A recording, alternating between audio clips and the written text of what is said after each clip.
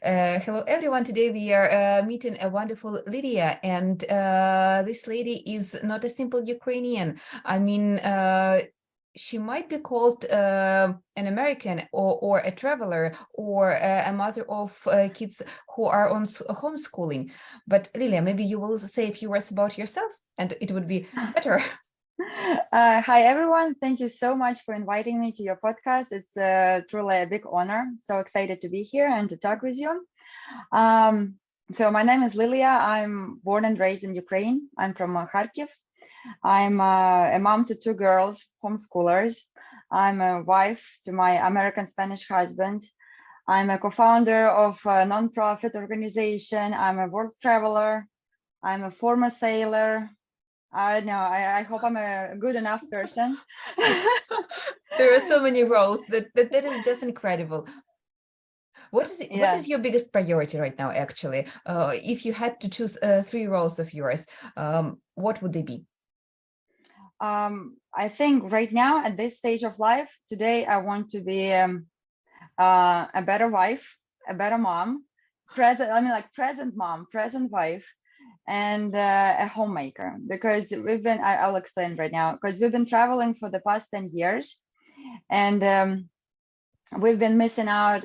Like we gained a lot, but at the same time we missed out on a lot of family activities, like I know, Sunday pancakes, or to go together to fitness with the husband, or to go on dates, or to take kids to the park every Wednesday, or to invite neighbors to the barbecue. We always been spending time together, and it was lovely, but we've never spent time apart, or, to have just time with my kids alone. Right. Almost never happens, or to spend time with my husband alone to go on a date. It also almost never happens. So now I want, okay, now that we start a new life in America, I want to organize our schedule so that I can go on a date with my husband sometime, like at least once a week without the kids, to find a babysitter or ask our mom-in-law to watch the kids, or go with my kids, preferably just one by one, because I always with my two kids, and you know how hard it is.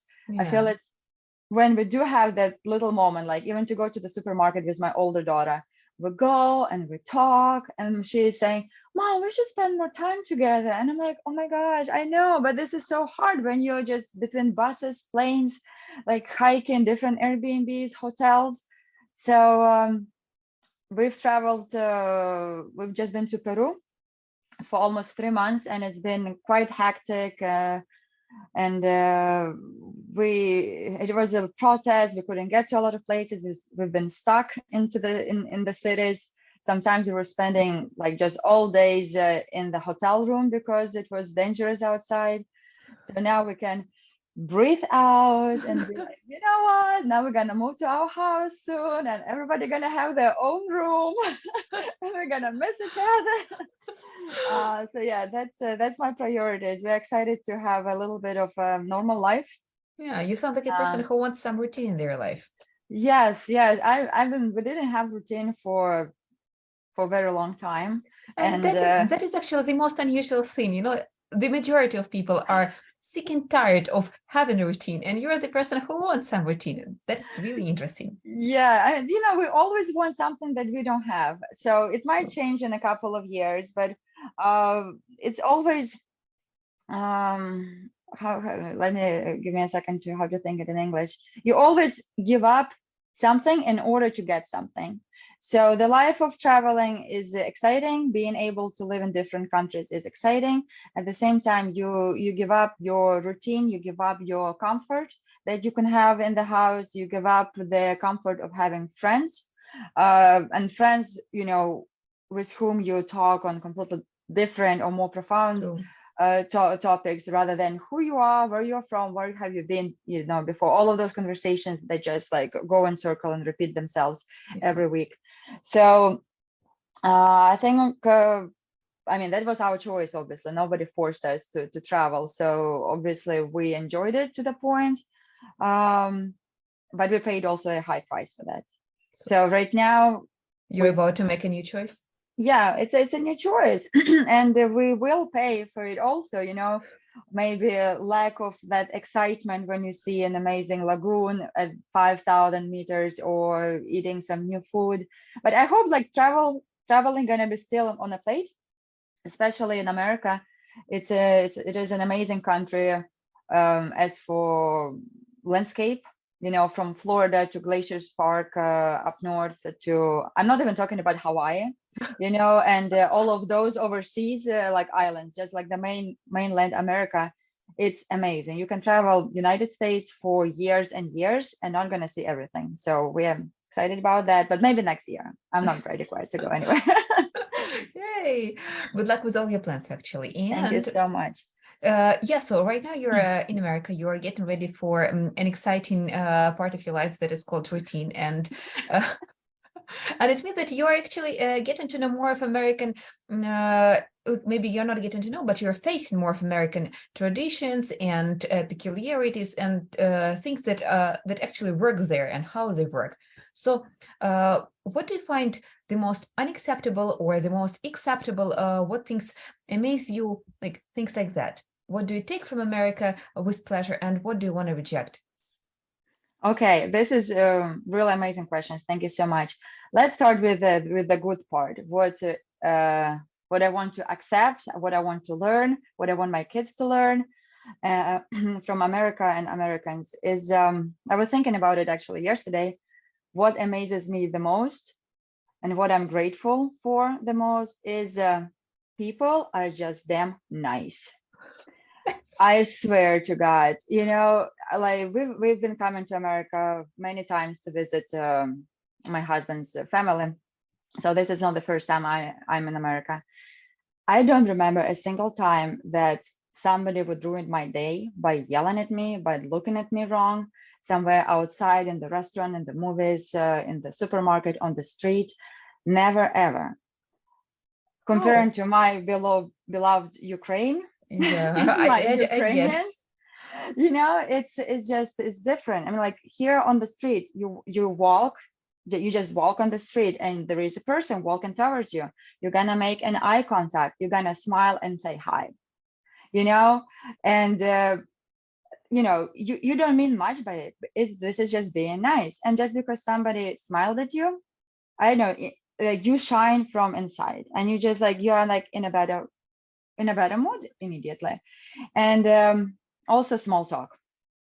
I'm still like getting there, but just this ability to talk to everyone, to make a conversation out of nowhere, like not to be this awkward person. Once again, I've just been part of the march in Philadelphia, together with Ukrainians, organized by Ukrainian diaspora for the anniversary of the war. So it was a bunch of Ukrainians, and a lot of them, they just came from Ukraine. I haven't met anyone to actually exchange contacts because everybody was so closed up, Yeah. Everybody came in their like family, 2, 3 people, 4 people, and they stayed together. And like I tried the conversation with some people, like the small little comments, like, oh my gosh, it's so amazing, like that we all gathered together. That we're doing this. Yeah, and I'm like, mm-hmm. Yeah. And I'm like, oh, but like I remember that, and like I don't expect people to just, you landed in America and you're like, hey, starting today, I'm a different person. So I know it's gonna take people time. It took me time, and I was sharing my thoughts with my husband, and I was like, oh, like I forgot how my people are, because I haven't seen Ukrainians in 2 years. I've been home in 2019 in Ukraine, I think. So yeah, it's been already actually 3 years. And you forget how your own people are, and this is not bad. It's just different. We are like more closed. We are not used to the small talk. True. So I was going with such high hopes to meet Ukrainians, and I thought it's gonna be like in America, like you go, you meet, you exchange, you go to the bar together, you invite people over, and it just didn't happen. And I was a little bit upset.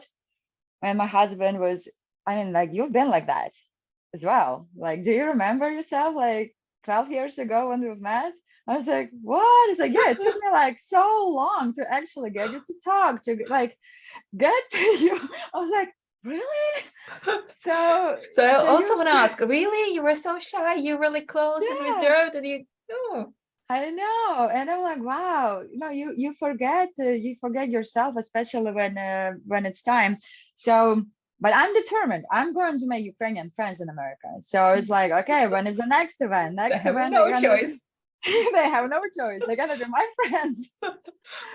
Yeah, but this thing of being just nice and people smiling and not yelling at each other unless something is really, really wrong, Yeah, I see the value which there. so it just like kind of makes you like more comfortable on the street, not threatened. um yeah, I really like this, and I think when I go to Ukraine, that's what I miss the most, like this constant напруженность, how to say it in Tension, English, tension. tension. Just if you feel like tension in public transportation, in the supermarket, feels like everybody's on everybody's throats. And I hope that we are evolving right now as a society in Ukraine because of this war. I feel like people becoming more open, more trusting. We trust each other. We trust to our volunteers. People start donating True. money to people whom they don't know. Um, so I do hope that we will change our like way of living, our way of thinking, Like uh, mindset. mindset. Yes, exactly. I really hope so. I'm really excited to come back to Ukraine. I want to see the change over there. Yeah, actually, I'm aware of the things that you are speaking about, and I was thinking about the reasons why it happened that way, because we do have different mindsets. And here, I'm in the Netherlands right now. I see that people are slightly different in regards to this small talk, communication, and generally this feeling, something that you feel in the air when just being outside. And I believe it is strongly connected with the fact of basic safetyness, the fact that people are all right, and there is this global feeling that everything is fine and things will be fine even tomorrow. And Mhm. I kind of feel that in Ukraine there is no safe tomorrow, like in the heads. In the head, yeah. Yeah, and uh, that is not surprising, thinking about neighbors that we have. But at the same time, yeah, we've been struggling through so many difficult things all throughout our history. If you think about it, all the Yeah. time, crisis, either war or like kind of financial something. And yeah, it's difficult to be cheerful when you all the time expect that something will go wrong. Yeah, and like there is no trust toward the government, and I feel there was no trust Right. towards people, sort of like your neighbor, not like exactly your neighbor, but people. You feel like somebody gonna take advantage of you, and you have to look out. And if you don't look True. out, somebody will, and that did happen for many, many, many years. So it's like, once, like, you do understand it. I understand it. Like I was explaining pretty much the same thing to my husband, who now he is more accepting because he understands Ukraine more, he understands Ukrainians. But the first time I think we came to America, he was like, oh my gosh, this is like so hard to be here. Just like emotionally hard, because people don't smile, people fight on the streets, people are rude to you. And America customer service, like that's extra nice to you. Like, oh my gosh. And then you go to to Ukraine, to the supermarket, Silipo, and you didn't weigh your onions, and they yell at you, don't you know that you have to go and weigh your onions, get out from the line? And my husband was like, stop. Like, I just been yelled like an adult man. I've been just yelled in front of everybody. For absolutely no reason. For no reason, for not weighing my onions. Like, do you guys even have a sign somewhere? But just, I don't know, like here, well, like in Spain, for example, a few of the supermarkets, they also make you wait and put the tag, this vegetable section. But if you forgot or you didn't know, they're just like, oh, it's okay. And they just go and they do it for you. And the whole line is waiting and nobody is yelling at you. So yeah, I really hope that we're gonna change. That I Ukrainians gonna be nicer to each other after this war, because what we show right now to ourselves and to the world, we can be nice. We are nice. We just have a little bit. We need just to practice to show it, because I feel True. Ukrainian people are really kind. They will never leave people, like a neighbor, a person in need. or in help, BD, залишити, Well, yeah, I actually don't remember how it if sounds you in need, English. if you need to help somebody, people will help. Yeah, So you just all need we to need, reach out, and there will be yeah. someone. So Yeah. I think highly of Ukrainians. Well, I myself Ukrainian, obviously, but we just need to practice to show that the world and ourselves that we are nice Yeah, people. it's kind of a skill, this showing thing. Yeah. It's not that it's not in us. It's not even about changing the mindset drastically. It's about really learning how to show people, like the outsiders, that hey, that's what inside of me. I am nice, and I want to see it here. Yeah. So yeah, let's hope for the best. Let's hope for the best. What about things that actually you don't want to accept and you don't want to make a part of your life? So I don't know. Have you ever heard about the Joneses? The Like Johnsons? the Joneses. Like, so the Joneses. This is a very common last name in America, and it's pretty much competition with your neighbors. Like, don't be like the Joneses. Like, oh, the Joneses have a new car and you have to get a new car.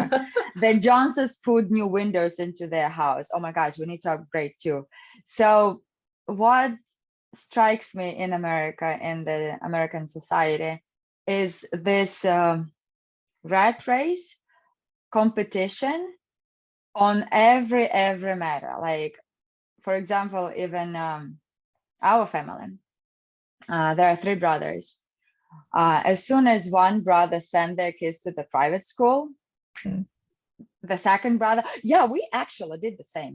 We just found the private school in our neighborhood. Yes, it's expensive, but we can afford this.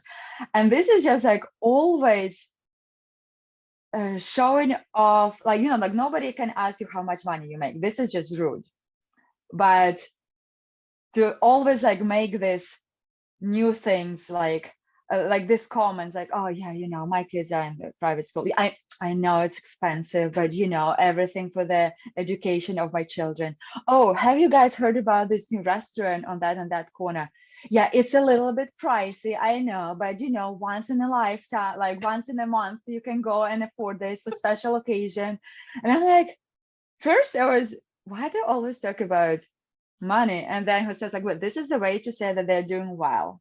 That this is like Americans, they talk in hints. It's not really direct speech. Like they don't really say things direct. Well, my husband thinks that this is pretty direct. Like, then you see how they say it, like the wording. So, but like as a foreigner, especially with different, grammar constructions, like we have the different language, and I mean, we also sometimes in Ukrainian, we don't say things, oh, I really dislike you. You are, I know. Yeah, we don't this and really. this and this. We don't, but we say it in a way. We also act in a way that another person knows exactly what we think. The same is in America. But if you don't know these nuances, if like these little things, you just really don't get it. So it took me like quite a lot of time. I'm still getting it. I'm still don't get all of it. Yeah. My husband helps me out and explains. But I wish people would be a little bit more straightforward, because I'm really struggling sometimes to understand like what did people mean. Like you meet with somebody and they're like, yeah, we're gonna meet up. And then we're like driving in the car. It's like, no, like definitely we're never gonna meet up. I was like, but you just said that you're gonna meet up. It's like, but did you hear like how I said this? I was there, like I use like sometime. I was like, so when people say like, yeah, we should catch up again sometime, it means like, oh my gosh, never again, sort of. I was like, oh, okay. I was like, oh, that's good, because I didn't really enjoy this, hanging out atmosphere. Like, I don't really want to go there again. It's like, oh yeah, don't worry, we're not gonna go. It's like, but we said like, oh no, they know that you're not gonna come. I'm like, okay. So the codes, ciphers, and different clues that you have to look for, and then be careful with using them. Yes, exactly. So that's yeah. At the same time, so my husband's friends, they really like me, because like, oh my gosh, this is so easy with Liliia. Like, we know exactly, if she means please come over for dinner, it means come over for dinner. We don't have to think. It makes things simple. It makes life simpler. I like it too. Yeah. but once again, like this is like we moved from unacceptable to just funny and weird for us. Yeah, what else I wanted to add here, that oh my gosh, I lost myself. I'm sorry, you'll have to cut it. No, it's okay. Maybe something about education, because actually I believe there is something that you were going to mention about homeschooling, about school system and things like that. Yes, I'll explain. So also I wanted to start with that, but I didn't. So it will have to be in the middle of your podcast. When we talk about Americans, it's really hard to talk about Americans because there are a lot of them. They're very different. They're really very different states. It's just like talking about Europeans. Spanish are really different from Dutch True, people, from true. Finnish. And the same is here. Yes, they do speak American English. At the same time, even like speaking is different, pronunciation from state to state. But the thing is, like, who is an American? Is it like white American? Is it African American? Is it second generation Polish guy? Is it third generation Chinese people from California? And some people are, like New York, San Francisco, Boston, Philadelphia, super fit, super like rich, Ambitious. amazing jobs, ambitious. And there are rednecks in I know, in Arkansas, and they're living in their trailers, shooting squirrels on the weekend and drinking cheap beer, and they don't even think about dressing up nice. They even don't have anything but a pair of jeans and like ugly sweater. And this is also the same American. True. So it's almost funny to argue with people like, oh, like my whatever friend lives in Tennessee and this is what America is, and they're all Trump supporters there, and fat and uneducated. And I'm like, I'm really sorry for you, for your friend, but my friends are different. It's all depends where you're, like what state, what part of America you are, And of and course, you're what is your surrounding. circle. Yeah, yeah. Um, The same here, like in the Netherlands, I meet people who say, "Oh, you're from Ukraine. That means that you drink vodka every day." And I say, "No," and none of my friends doubt that. Like, seriously. But the rumor has it that, like, and some people probably do that. And yeah, there is this drinking problem. And well, it's actually not just ours. But does it mean that everybody does it? No, not at all. yeah, but it's like this. These are the stereotypes that seep in, and you have to fight them. But like when the country is smaller, especially like the Netherlands or like any European country. Well, some European countries are pretty large, like Germany. They have what, 90 Oh, million Germany is people. big. Yeah, but I feel like still Germans, they're kind of more the same, more or less the same. But once again, it's like you think they're the same because you never lived there. I've just only been there. So for me, they're all the same, just like Spanish. But ask Spanish if they're different south from the north or from Catalonia. Oh my gosh. But yeah, back to America, about schools. What I also like in America is, we can all laugh about it, like freedom. They fight for freedom. They value freedom of speech, freedom of religion, freedom of choice. And I think this is what I also got used over the years, that there is truly freedom. Like you can choose what you want. You want to be, I don't know, you want to shoot squirrels and drink cheap beer in the middle of nowhere, you can do that. It's up to you. And you want to be like working 80 hours an hour and become multimillionaire by the age of 35, you can do that. You're not going to have life though, like family and friends and hobbies, but you can do that. It's up to you. You want to Everything has its own price. Yeah, the way you said it. no, it's just like you truly can, and people maybe judge you, but no, you're never gonna feel this judgment on you.